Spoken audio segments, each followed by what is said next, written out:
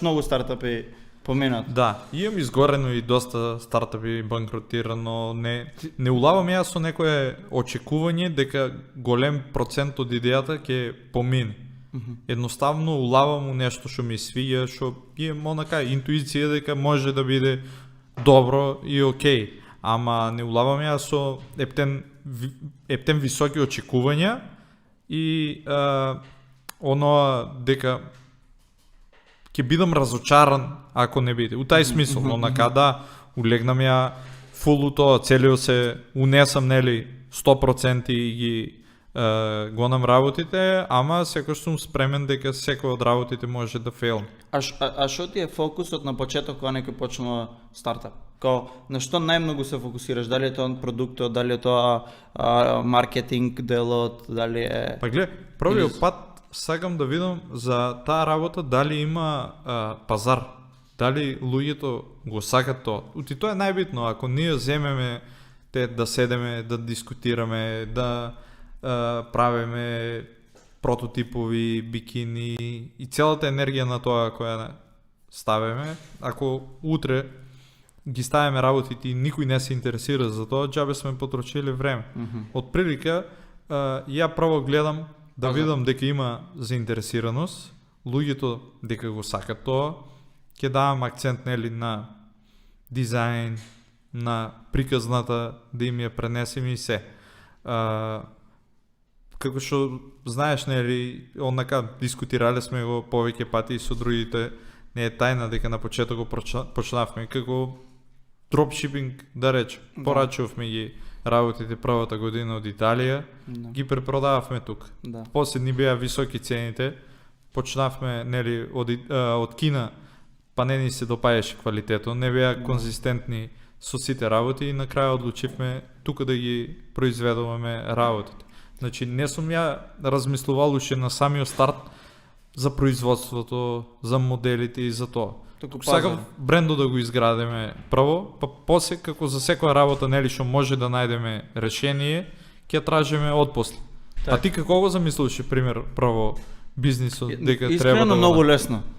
Пошо, ја мислам дека, окей, јас знам видео, знам фото, ја ќе правам слики, ќе бидат постирани, луѓето ќе сакаат тоа и деце. Мислиш дека... Ама гледај, ја немав предвид за pre-production, немав предвид колку време се губи за тестирање на материјал, колку време се губи за тестирање на пазар, колку време се губи на, не знам, да најдеш едни крупчиња, што ќе ти се свијат или нема ти се свијат. Цената да ја најдеш главна. Тој дел ич не го размислав.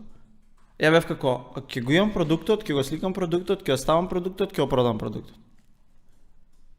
Толку. Немав представа колку длабоко може да иде се до тоа. Сега, не знам дали у IT делот истото го гледаш. Па гледа.